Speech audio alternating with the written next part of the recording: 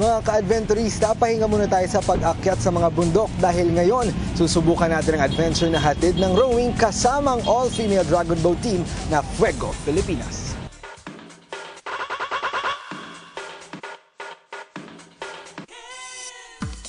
Fuego Filipinas was started by a group of rower friends, lady rowers who've been rowing for some time, and we wanted to start channeling our love for the sport and do something meaningful with it. Kasama rin ng Fuego Filipinas sa pag-iensayo ang kanilang mother team na Drago Filipinas na may tuturing naman na isa sa mga pinakaunang dragon boat team sa bansa. Dahil dito, sinulit na natin ang pagkakataon para magpaturo sa kanila.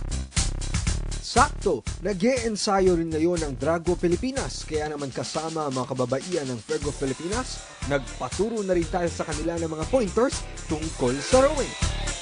Matapos namang ituro sa atin ang ilang basics tungkol sa T, shaft at blade na pawang mga bahagi ng paddle, gayon din ang A-form para sa tamang forma ng pagro-row. Hindi naglaon, ay sinubukan na namin mismo sa katabigan ng Manila Bay ang ilan sa aming mga natutunan.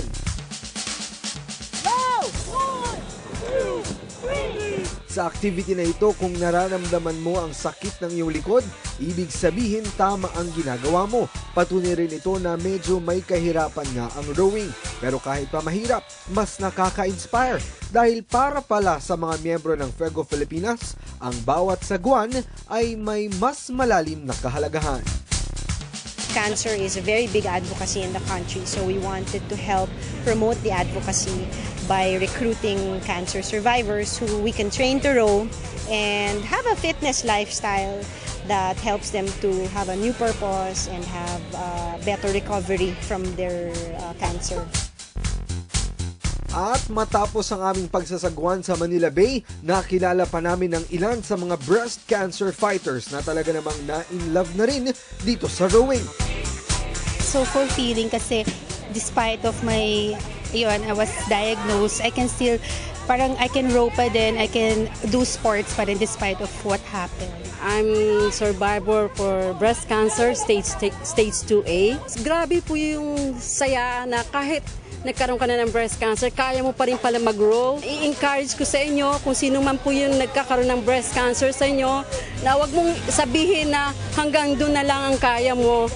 Fight with the strength.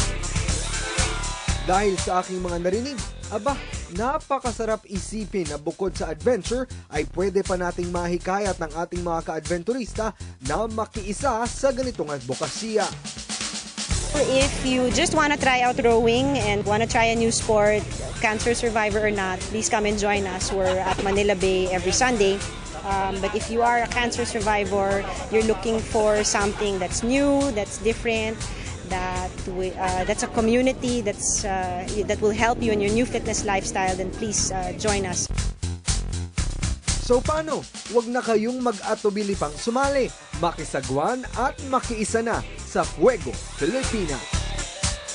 Mula naman sa saya ng ating experience ng rowing dito sa Manila Bay, marami pa tayong mga kapanapanabik na activities na maaaring subukan. Kaya naman samahan niyo po kaming muli sa susunod naming biyahe patungo sa isa na namang destinasyon na may adventure activity. Dito lang yan sa Adventurista. Greg Gregorio, News Team 13.